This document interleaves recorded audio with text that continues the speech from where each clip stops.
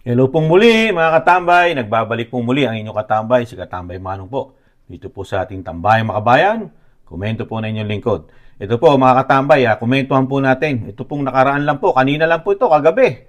Mga katambay, yung kaganapan po ng anniversary po, ng 39th anniversary po ng Kingdom of Jesus Christ na sa pangunguna po ni Pastor Kibuloy. At siyempre po, alam naman natin ang kalagayan po ng Pastor Kibuloy ay talagang hinahanap po, tinutugis po ng kapulisan. At sinasabi nga po ng mga media na ito daw po ay pugante. At ganun din po ang Pangulo ng Pilipinas, mga katambay. Pero sa kabila nun, naganap po ang anniversaryo po ng Kingdom of Jesus Christ. Ito po ay inatinan po ng ating mahal na Vice President Sara Duterte, mga katambay. Nakiisa po siya, nakidalamhati po sa nangyayari po sa samahan po ng Kingdom of Jesus Christ. Pero bago po natin panuorin ang kaganapan po ron, meron din pong balita muna ang nangyari po bago po ang anniversary, mga katambay. Ito po sa balita ng News 5. Pakinggan po muna natin. Ginaganap ngayon ang anibersaryo ng Kingdom of Jesus Christ. Pero dahil pinag-aanap pa rin ng mga pulis si Pastor Apollo Kibuloy, di pinayagan ang mga membro na gamitin ang kanilang cathedral. At live mula sa Davao City, nasa frontline ng balitang yan, si Gary De Leon. Gary, kamusta na ang sitwasyon dyan? Andre, kahit hindi nga pinayagan ng mga pulis na gamitin yung katedral dito sa loob ng KOJC compound, ay hindi rin naman napigilan yung mga miyembro para sa kanilang selebrasyon ng kanilang anibersaryo. Celebration na lamang sila sa labas ng tinatawag nilang tinatawag ng Kingdom Plaza, na kung saan nila gagawin kanilang programa at worship service. Nilagyan na kasi ng police line ang katedral para hindi mapasok ng mga miyembro. Sa entrada ng KOJC, malaking wanted poster ni Kibuloy ang sasalubong sa mga miyembro. Pero ang mga miyembro ng KOJC hindi rin nagpatinag sa mga pulis. Nagbantay rin sila sa mga equipment ang mga taong ipinapasok sa mga pulis sa compound. Isang larawan naman ay pinakita ng legal counsel ng KOJC na si Attorney Israelito Torion na nakapaghuhukay na ng malalim ang mga pulis sa gusali ng Jose Maria College. Duda niya, nagmimina ng ginto ang mga pulis at hindi na si Kibuloy ang hinahanap nila. Pakiusap niya, payagan silang makita ang hukay at ang mga aktibidad na ginagawa ng mga pulis sa loob ng katedral at JMC College. Itinanggi ng pulisya na nagmimina sila ng ginto. Hindi rin daw totoo na naghukay sila at nagsasagawa ng drilling sa lugar. Git pa ng PNP, ang paglalagay daw ng poster ay parte ng operational plan para mahuli si Kibuloy. Wala raw itong nilalabag na karapatang pantao. Matatanda rin ng mga miyembro ng KOJC ang paglalagay ng wanted poster ni Kibuloy. Samantala, dumalo naman sa ikawalong taon. Nakakalungkot lang po, mga tambay, no? Yung miyembro po ng Kingdom of Jesus Christ. Ayaw man lang po payagan, makita po yung operation na ginagawa, kung ano po ang hinuhukay nila doon sa sinasabing property ng Kingdom of Jesus Christ, mga katambay. At hindi rin po sila pinayagan na magamit po yung katedral nila, mga katambay, ng Kingdom of Jesus Christ. Kaya po sila, sa labas na lang po sila. Nagdiwang po ng sinasabing 39th anniversary po ng kanilang samahan, mga katambay. Ito po, nakakalungkot lang po ang balita. Sa kabila ng hindi pa naman nahatulan ng korte ang Kibuloy, pero tinuturing po na kapulisan na talagang most wanted po sa bansa ng most wanted po sa Pilipinas, sa ating bansa. Nakakalungkot lang po. Parang wala na pong due process po ang batas natin ngayon. Ito po, pakinggan po natin at panoorin po ang kaganapan po kanina nung gabi na po at nahando na po ang ating Vice President Sara Duterte. Panoorin po natin.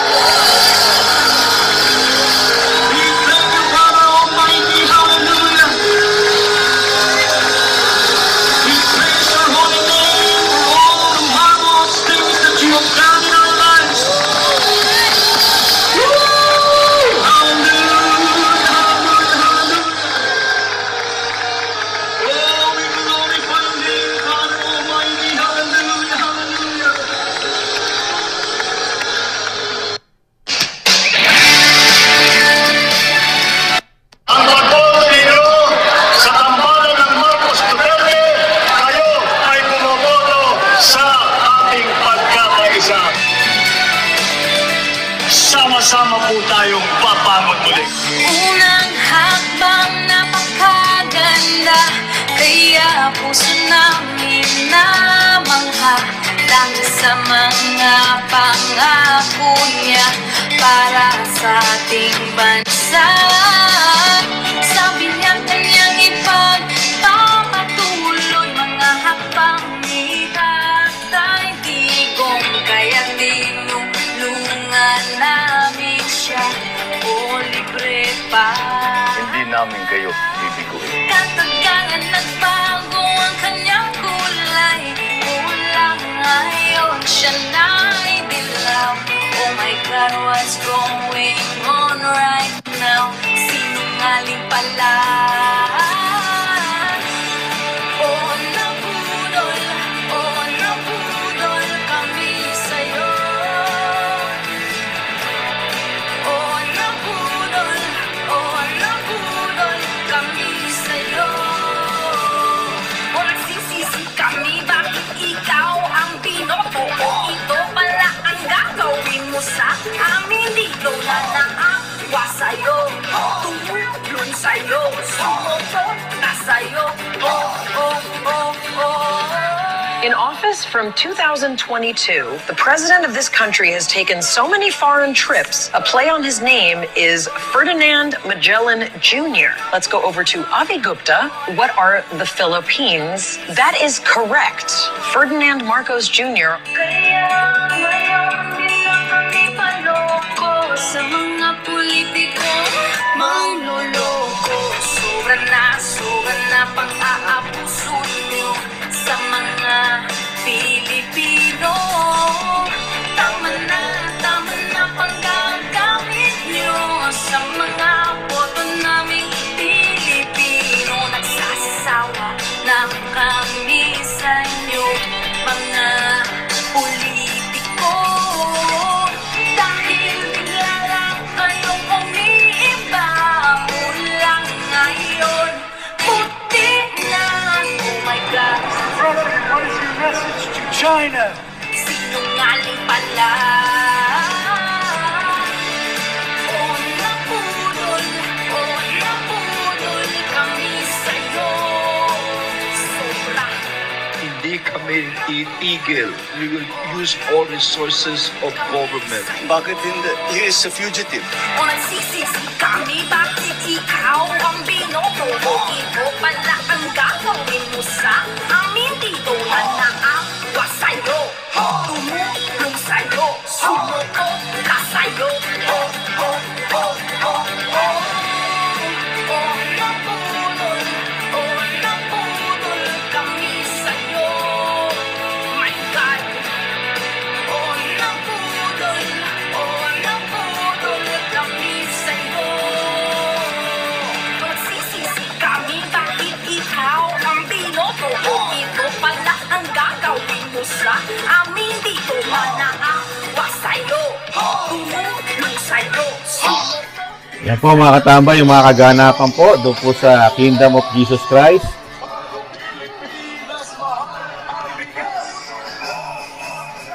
At iaano po natin, meron pa po, i-fast forward po natin. Marami po sa pangako.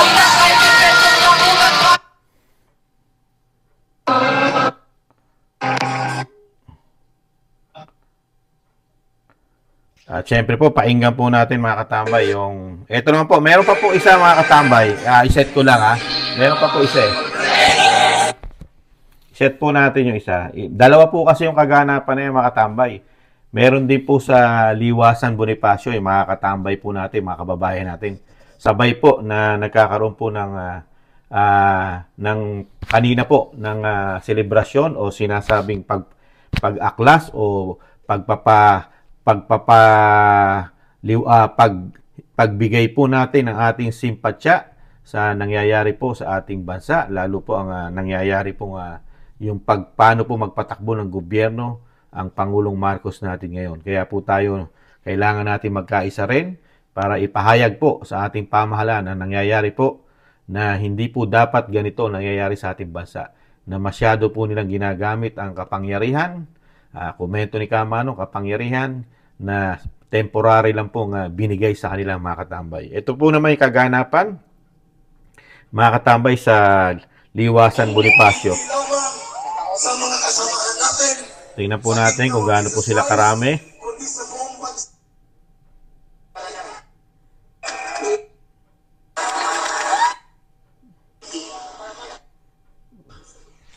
It's cancer of the bones, cancer of the lungs, cancer. Ito ba, paita ko lang po sa inyo mga katambay. Ito po yung mga nasa Liwasan Bonifacio po yan mga katambay. Ngunit alam namin na hindi mabubuwal ang bansang kahayaan sapagkat kami ay nagkatayo sa matibay na pundasyon na unang iba ko ang pagsusunod sa inyong dakilang kalooban na siya hindi tuturo ng aming pinakamamahal na pastor. Yan po mga katambay, napakarami na po natin mga katambay, mga kababayan na talagang nakikisa na po. Ilang araw na po yan nakaganapan na talagang dire-diretso po, halos gabi-gabi, araw-araw ang ginagawa pong pagtitipon po sa Liwasan Bonifacio. At ganoon din po sa Mindanao po mga katambay, sa Kingdom of Jesus Christ mga katambay. At pakinggan naman po natin ang pahayag po ng ating Vice President Sara Duterte. Of the Republic of the Philippines, Honorable Sara Duterte.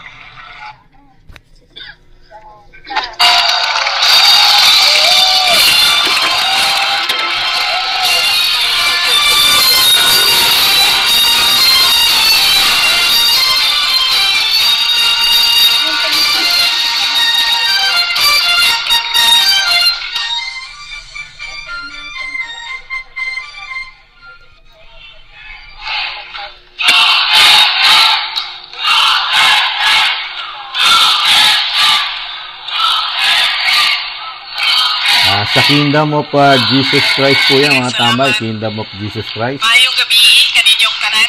Sa Mindanao po yan mga katambay. Palihog, manlingkod. Mga kaisuunan kong tabawenyo, ladies and gentlemen, mga kababayan, Assalamualaikum warahmatullahi wabarakatuh. Madayaw, magandang araw sa inyong lahat.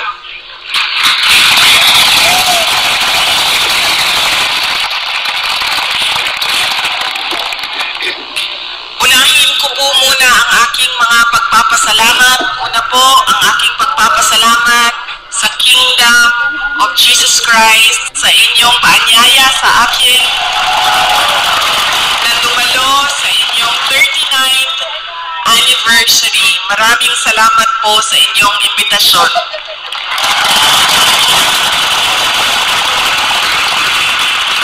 Pangalawang pagpapasalamat ko po ay mula po sa akin personal. Ang pagpapasalamat ko sa tulong ninyo, sa kampanya ninyo, sa suporta ninyo at sa boto ninyo para sa akin nung nakaraang halalan ng taong 2022. Ang susunod na pagpasalamat ay mula sa akin. Pagpapasalamat sa inyong lahat sa suporta ninyo sa aking trabaho noon sa Department of Education at patuloy na suporta ninyo sa aking opisina, ang Office of the Vice President.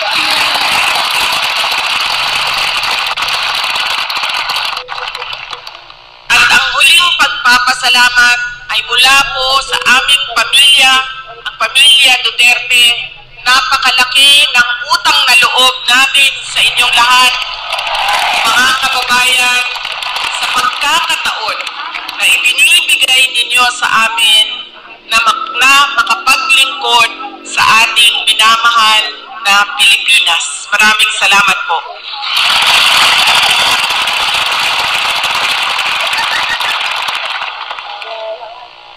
Nasabi ko na po,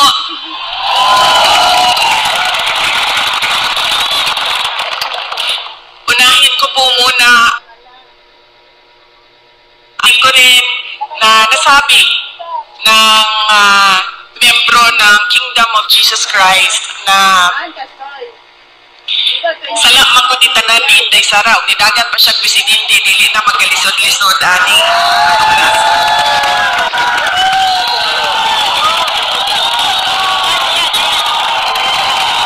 In another forum, I will thoroughly explain myself kung bakit ganon ang nangyari at ganon ang desisyon ko. Pero sa ngayon, hinihingi ko lang ang patawad ninyo na nagkamali ako.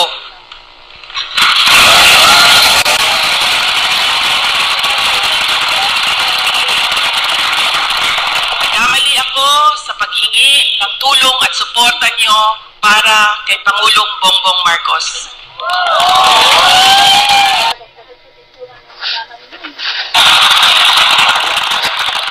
I was on the mistaken belief that we were together on the platform of unity and continuity.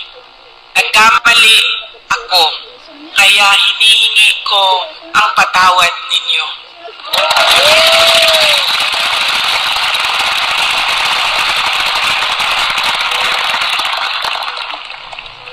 You know, this has been going on for 9 days, ang assault sa inyong Kingdom Nation, at I could not come earlier dahil meron ding atake sa opisina ng pangalawang Pangulo at hindi ko maiwanan ang aking mga kasamahan doon sa Office of the Vice President.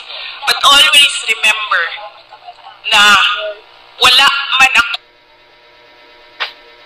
sa mga masasayang araw ninyo, pero nandito ako lagi sa inyong kalungkutan. I will always be with you in your darkness. Bago ako pumunta dito, doon sa Manila, sinabihan ako, huwag kang lumapit sa KOJC dahil talo ka dyan. Kalaban mo administrasyon, kalaban mo dayuhan na superpower. Sabi ko sa taong nagsabi sa akin noon, walang contest, hindi ako matatalo. Walang kompetisyon. Bakit ako matatalo?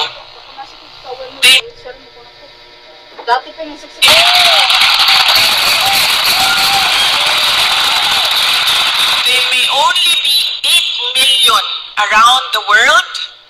Sabihin na natin na 6 million lang doon ang Pilipino, pero Pilipino pa rin sila.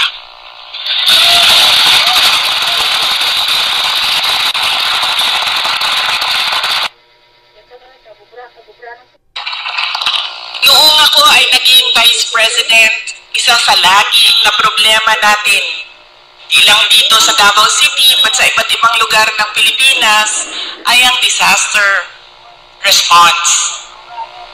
So nung ako ay umupo, in-institutionalize namin ang Disaster Operations Center ng Office of the Vice President. Ang aming paghahanda ay disaster response. Pinaghandaan namin ang baha, pinaghandaan namin ang pinaghandaan namin ang earthquake, lahat ng maisip mo na kalamidad, pinaghandaan namin. Pero, nasabi ko doon sa mga kasamahan ko sa Office of the Vice President, we have not prepared for a crisis such as the Kingdom of Jesus Christ. So anong sabi ng libro natin dyan sa Disaster Operations Center? Ano ang dapat nating gawin sa krisis, sa disaster na ito? Lahat sila walang masagot. Kahit ako matagal, ako nag-isip kung ano ba ang response namin. Because this is a crisis. It is a disaster. And ano dapat ang tugon ng Office of the Vice President? At isa lang ang naisip ko. Sabi ko, as Vice President and as a Dabawenyo, I will be there to comfort them.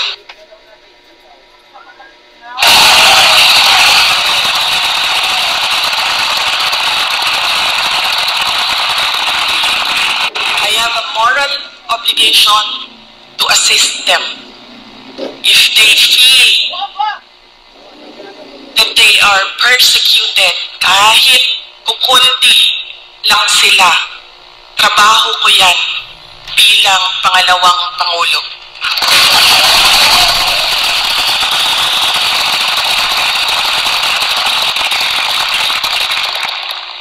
Doon din sa amin, sa Office of the Vice President, sabi nung isang kasamahan namin, doon sa Yusek namin, sabi niya, Yusek, anong mabili ng pagkain? 2 beses na lang kumakain sa isang araw. Yun ang kawawa.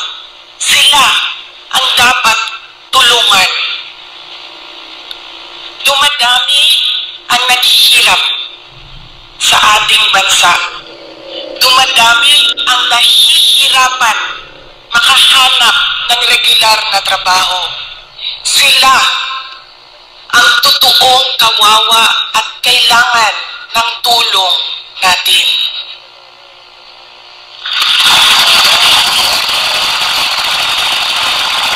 Ilang beses sa pag-atake sa akin, paulit-ulit ko sinabi, magtrabaho muna tayo. Because we owe it to our countrymen, because we made promises on stage na we will do something for our country. Paulit-ulit yan noong 1 taon. Hanggang ngayon, sinasabi ko, magtrabaho muna tayo. Mas maraming nangangailangan ng tulong kaysa mas interesado sa politika.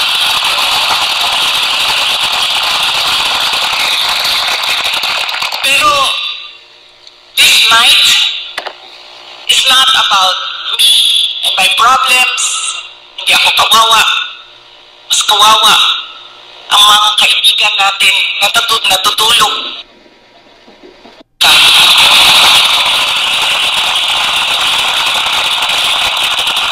Pero this night is not about problem. At ninyo, hindi kayo kawawa.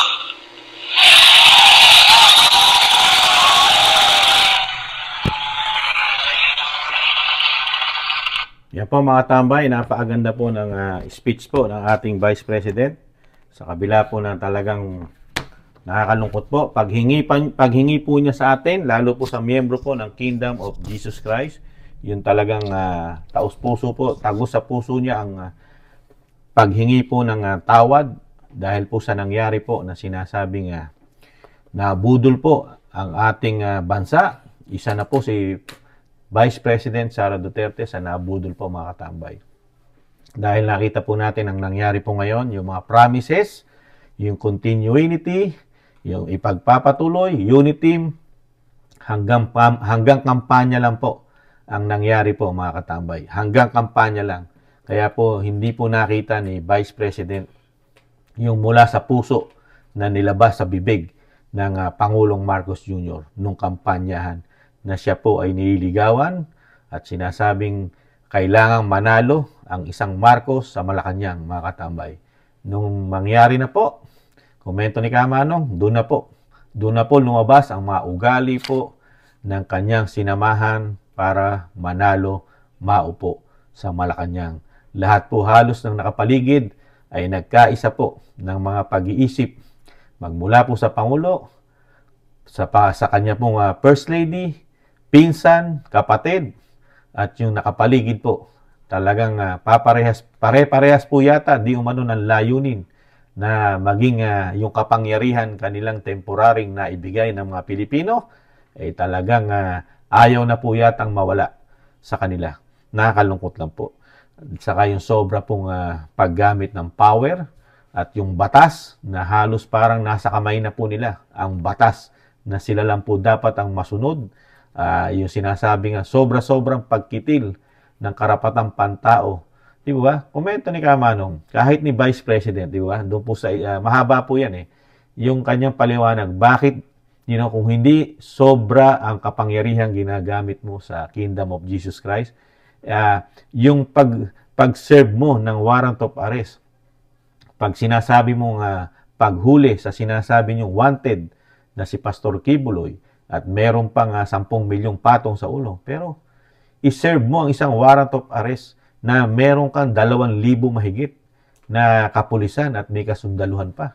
At napakarami pong gamit na ipinapasok po sa Kingdom of Jesus Christ na hindi po alam ng miyembro po ng samahan kung ano-ano po ang mga pinapasok, naguhukay, na sinasabi nga ng isang abogado, yung abogado po na si Atty. Torion, na para daw po nagmimina na ng ginto sa loob po ng Kingdom of Jesus Christ. Nakakalungkot lang po mga kanabay.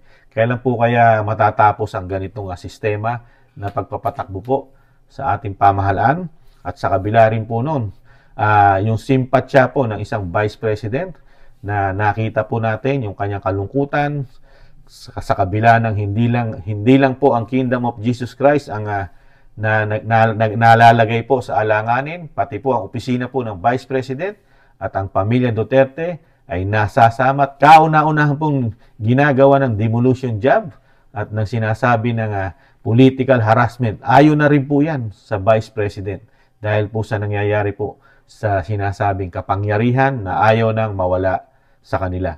Power, kayamanan, kahiligan sa sinasabi na droga, di umano, kayamanan, siyempre po, kapangyarihan. Siyempre, pag may kayamanan ka, kailangan mo na kapangyarihan at yung maihilig daw sa droga, mga katambay. Nakakalungkot lang po ang nangyayari sa ating bansa. Pero hindi naman po natutulog ang Diyos. Alam naman po natin na ang Panginoon ay lagi po nakagabay, lalo po sa mabubuting puso.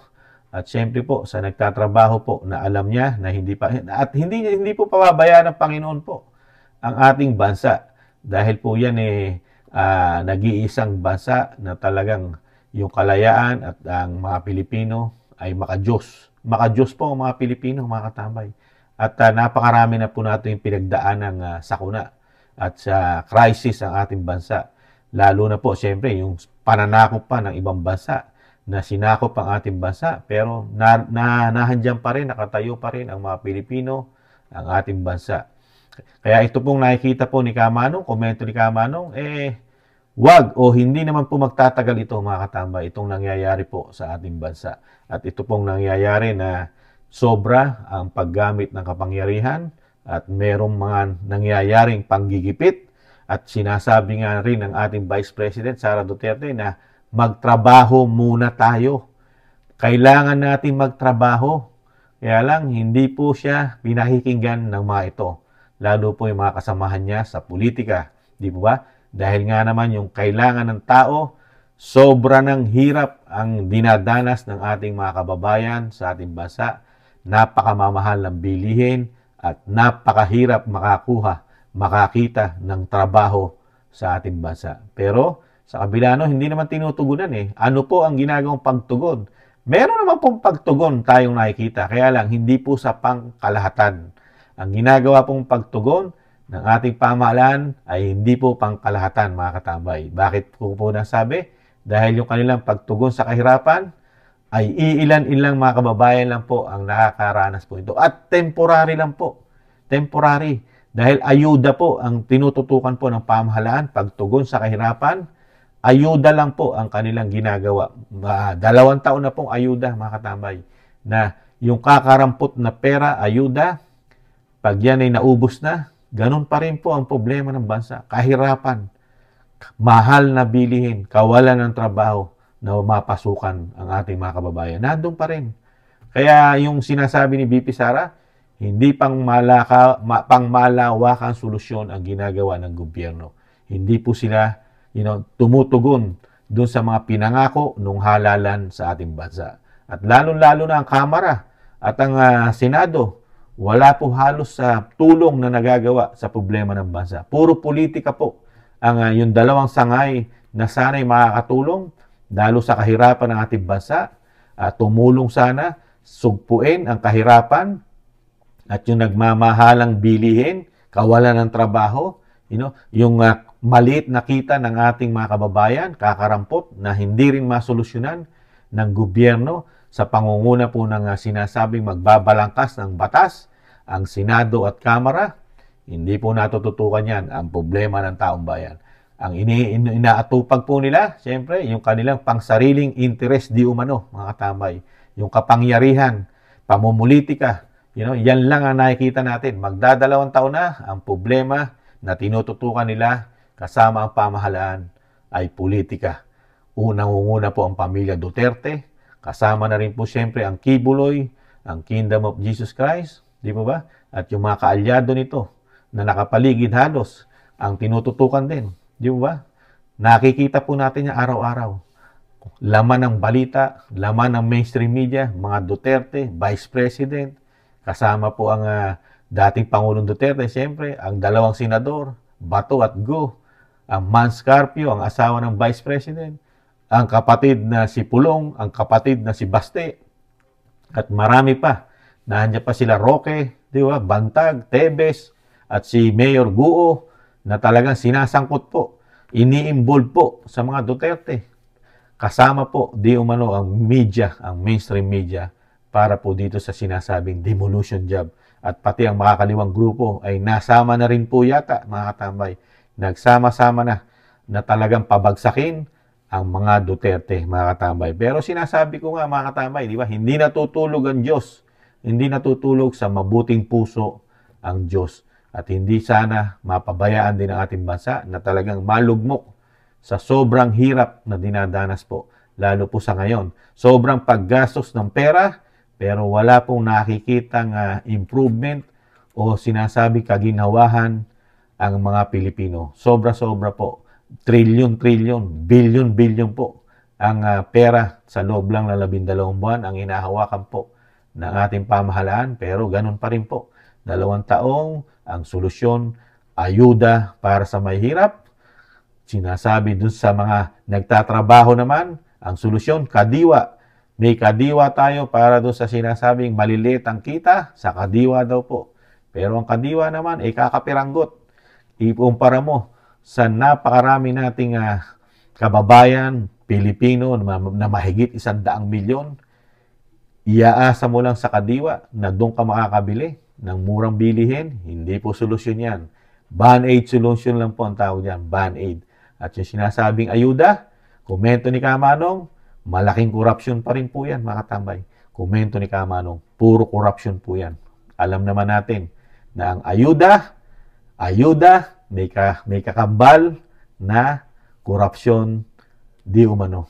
Komento ni Kamanong, nakakalungkot lang po. Sana po, hindi po ito magtagal na magtagal, itong crisis na nangyayari sa politika sa atin.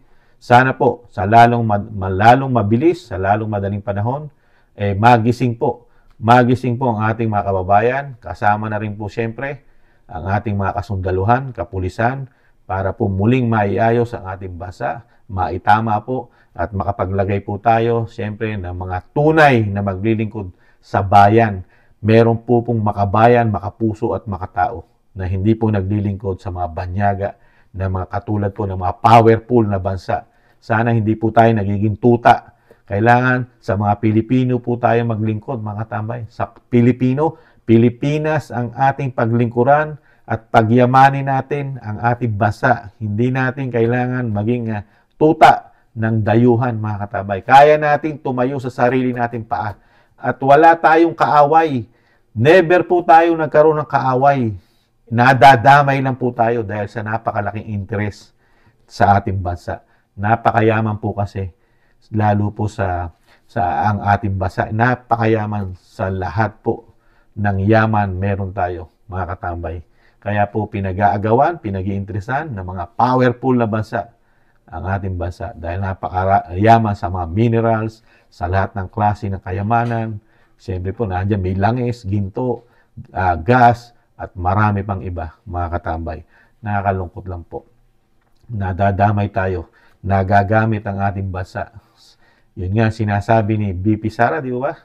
Na yung pagpunta niya sa Kingdom of Jesus Christ, ay magkakaroon po siya ng malaking problema dahil marami pong magagalit sa kanya. Pero sa kabila nun, hindi po siya natakot dahil siya ay para siya sa tao, hindi po siya sa dayuhan at hindi po siya natatakot sa sinasabing mga magpapabagsak sa kanya, lalo rin sa mga nasa Metro Manila o nasa Luzon na talagang panay ang atake sa kanya, mga katambay. Hindi niya kinatatakutan yun dahil ang kasama niya at ang kakampi niya ay taong bayan.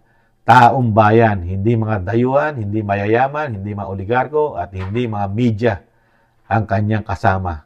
Pangkaraniwang taong bayan sa buong bansa na nakakakita po ng kagandahang paglilingkod ng mga Duterte. Alam po ng mga Pilipino yan. Nakatanim na po sa puso at isip ng mga Pilipino na kailanman ang mga Duterte never naging traitor. Naging traitor po sa bayan at may isang salita ang mga Duterte. Hindi po katulad ng sinabi po ngayon ni Vice President na nambudol sa kanya na walang isang salita, walang paninindigan, puro yaw-yaw lang ang nangyari. Hindi ganitong klase ang gustong samahan ng Vice President. Yung walang isang salita, hindi siya makabayan, hindi siya makamahirap, at hindi makatao, mga katambay. Kaya wala po sa hinagap ng mga Duterte yan, na makatao, makadiyos, makabansa. Di ba mga tambay? Kaya muli po si Katambay Manong, nalulungkot man sa nangyari, pero may pag-asa po makabangon pang muli ang ating bansa. Sa pamamagitan po ng isa na naman Duterte na loobin sa lalong mabilis ay maging Pangulo ng ating bansa nang maiayos muli ang nasimulan at ang naputol na sinasabing magandang nasimulan ng kanyang ama na si dating Pangulong Duterte. Nawa po ay dumating po ito sa lalong madali. Muli po si Katambay Manong, nangiiwan po maraming salamat po mga katambay sa nakagusto po ng ating maliit na channel, Tambayang Makabayan. Komento po na inyong lingkod. Maraming salamat po sa mga nagla-like, share, and subscribe at sa mga nagko-comment. Ingatan nawa po mga katambay, isama natin sa dasal, dalangin ang ating bansa na muling bumangon at sinasabing maging mapayapa at yung kahirapan ay mabawasan man lang at yung ating mga kababayan na nasa ibang bansa, mga OFW, ingatan din po sana tayong lahat mga katambay. Muli po, paalam, bye-bye, ingatan nawa.